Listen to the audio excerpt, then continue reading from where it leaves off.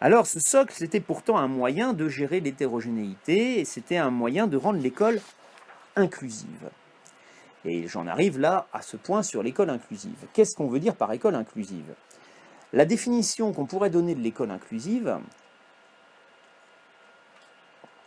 c'est une école qui prend tous les élèves tels qu'ils sont, quel que soit leur niveau, qui prend les élèves là où ils en sont, pour les faire progresser.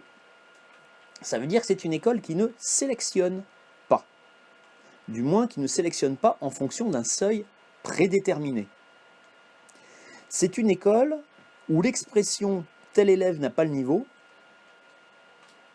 où cette expression ne peut être utilisée, parce qu'on prend les élèves, quel que soit leur niveau, et on les fait progresser. Cette logique-là, c'était la logique de l'école de Jules Ferry. L'école gratuite, laïque et obligatoire ne se demandait pas, quand elle accueillait les élèves à 6 ou à 7 ans, quand ils commençaient la période d'éducation obligatoire, d'instruction obligatoire, l'école ne se demandait pas est-ce qu'il a le niveau, est-ce qu'il n'a pas le niveau. L'élève venait et il passait toute sa scolarité dans cette école jusqu'à 13 ans, et on ne se demandait toujours pas s'il avait le niveau ou s'il n'avait pas le niveau. Voilà, à la limite, le seul moment où on se le demandait, c'était pour aller lui faire passer le certificat d'études. Là, oui, le maître ne présentait pas tout le monde au certificat d'études, il présentait ceux qui avaient le niveau, selon lui. Mais cette interrogation, elle est à poser à l'arrivée pour des récompenses. Le certificat d'études, c'est une récompense, c'est une distinction. C'est pas un enjeu d'orientation ou d'insertion professionnelle, le certificat d'études. C'est uniquement une récompense. Et on peut se poser la question pour les récompenses, mais au fond, c'est une préoccupation secondaire. La réalité, c'est la scolarisation elle-même, elle se fait sans sélectionner les élèves. Donc ça implique que les élèves, ils vont passer tout leur temps dans cette école et ce collège jusqu'à 16 ans, en passant de classe en classe, sans qu'on s'interroge sur leur niveau. Oui, c'est la logique. Une classe correspond à un âge et ne correspond pas à un niveau. C'est ça la logique de l'école inclusive. On est en 6e parce qu'on a 11 ans, pas parce qu'on a le niveau d'être en 6e. Et le seul vrai niveau sur lequel on se pose la question, c'est le niveau du socle à la sortie. Est-ce que vous avez le niveau du socle ou pas? Mais à la sortie.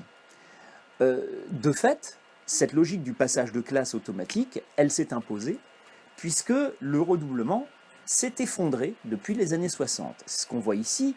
Si on prend le nombre d'élèves en retard, vous voyez que dans les années 60, la moitié des élèves en CM2 avaient redoublé au moins une fois. Donc la moitié des élèves avaient du retard en CM2. Et dans les années 90, c'était en 3e. On était à peu près à la moitié des élèves qui avaient du retard arrivé en 3e. Vous voyez que la tendance, elle est à la baisse, très rapide, très forte, et encore là, les chiffres s'arrêtent en 2013, depuis ça a continué, puisque le décret du 27 novembre 2014,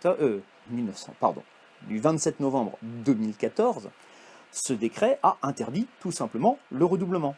D'ailleurs, on n'appelle plus ça le redoublement, on appelle ça le maintien, et dorénavant, le redoublement est réservé aux élèves qui en font la demande. Qui en font la demande parce que en général, il y a une situation exceptionnelle, notamment des problèmes de santé qui impliquent que l'élève a été absent pendant longtemps. Donc, dans ces cas-là, effectivement, on peut imaginer de le maintenir dans une classe pour recommencer. Alors, pourquoi ce redoublement est-il supprimé? Comme je vous le dis, d'abord parce qu'il ne correspond pas à la logique de l'école inclusive. Deuxièmement, parce qu'il y a un enjeu économique. Une année scolaire, ça coûte 7 400 € à la collectivité. En moyenne, 7 400 €, c'est beaucoup d'argent. Si on fait redoubler les élèves, un redoublement, ça coûte 7 400 €. C'est une année supplémentaire. Et ça coûte évidemment extrêmement cher. Alors, tout dépend. Est-ce que c'est efficace? Est-ce que ça vaut le coup de dépenser 7 400 €? En fait, toutes les études qui ont été faites montrent que le redoublement est totalement inefficace. Alors, ça dépend des âges. Au lycée et surtout à l'université, là, ça peut jouer un rôle parce que le redoublement est souvent perçu comme une deuxième chance. D'ailleurs, les gens sont souvent sont plutôt demandeurs du redoublement parce qu'ils voient bien, ils comprennent bien que ils n'avaient pas le niveau pour passer dans la classe supérieure. Oui, là on n'est plus dans une école inclusive, hein, arrivé à l'université. Donc ils s'approprient leur redoublement, ils se l'approprient et ils travaillent davantage pour essayer de s'améliorer. En revanche, dans le primaire, le redoublement c'est une catastrophe. Toutes les études qui ont été faites montrent que l'immense majorité des élèves qui redoublent sont moins bons l'année de leur redoublement que leur première année. Donc en fait, si on les fait passer après leur redoublement, c'est parce qu'on n'a pas d'autre solution, quoi. On les fait passer, on dit, à l'ancienneté. Voilà, ça fait trop longtemps qu'ils sont là, il faut bien les faire passer. Donc le redoublement, en fait, a souvent des effets psychologiques dramatiques, parce que le redoublement, il n'est jamais perçu comme une deuxième chance, il est toujours perçu comme une punition, comme une sanction, comme une humiliation. Et ça nuit très fortement à l'investissement de l'élève dans sa deuxième année. Donc voilà, le redoublement, d'ailleurs, il est pratiqué dans très très peu de pays. La France était l'un des derniers pays qui le pratiquait. Ça n'est pas dans la logique de l'école inclusive. En fait, cette logique de l'école inclusive, ça implique de sortir de la logique d'une école qui sélectionne les élèves en fonction d'un seuil prédéterminé. Comme je le disais, cette idée de l'élève a-t-il le niveau ou pas? Bon, on sélectionne l'élève en fonction de ce seuil prédéterminé, ça, il faut sortir de cette logique. En effet, si l'école prétend former des citoyens, il n'y a pas de niveau minimal pour devenir un citoyen. C'est la condition de la démocratie, tout le monde est citoyen.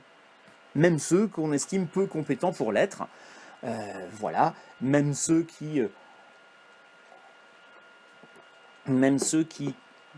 semblent indignes de la démocratie, ils peuvent être citoyens, ils peuvent devenir présidents, même si parfois ils se présentent pour jouer ou pour montrer leur mèche blonde à la télévision un peu plus, ils peuvent devenir présidents. Ouais, c'est ça la démocratie, c'est le risque. Il n'y a pas de niveau pour devenir citoyen, il n'y a pas de niveau minimal. Après, on pourrait discuter, reprendre la République de Platon, le système des philosophes rois, bon, pourquoi pas, mais en tout cas, ce n'est pas le choix de la République française. Et le choix de la République française, il est de considérer que tout le monde doit bénéficier d'une formation de citoyen, et comme tout le monde doit en bénéficier, tout le monde doit aller à l'école et parcourir l'école dans sa totalité. Le choix de la République française, il est basé sur un postulat. Un postulat, vous savez, c'est un principe fondamental qui est à la base d'un ensemble théorique. Le postulat le plus connu, c'est le postulat d'Euclide. C'est indémontrable. Un postulat, c'est un principe indémontrable. On ne va pas chercher à le démontrer, mais c'est la base ensuite de tout un réseau théorique. Le postulat d'Euclide, il est bien connu, c'est le chemin le plus court d'un point à un autre et la ligne droite. Bon, ça c'est Euclide qui l'avait énoncé, en fait on ne l'a jamais démontré. Et toute la géométrie, ce qu'on appelle la géométrie euclidienne, elle est basée là-dessus. Donc, un postulat, c'est quelque chose qui va supporter ensuite tout un ensemble de représentations. Eh bien, le postulat sur lequel est fondée l'école de la République en France, c'est ce qu'on appelle le postulat d'éducabilité. Le postulat d'éducabilité, c'est l'idée que tout enfant est éducable, d'où qu'il parte. Tout enfant est capable de progresser, quel que soit le niveau d'où il part.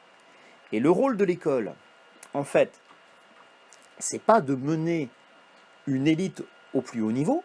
Enfin, elle peut tout à fait mener une élite au plus haut niveau, mais ce n'est pas sa priorité. Le rôle de l'école, c'est d'abord de faire progresser chacun en le prenant là où il est. On appelle ça la démocratisation. Faire progresser chacun en le prenant là où il est, c'est la démocratisation, mais non plus la démocratisation de l'accès, en disant, on vous met tous dans la même école, comme ça vous avez tous les mêmes chances. Non, ce n'est pas l'égalité des chances, ce n'est pas la démocratisation de l'accès, c'est la démocratisation de la réussite.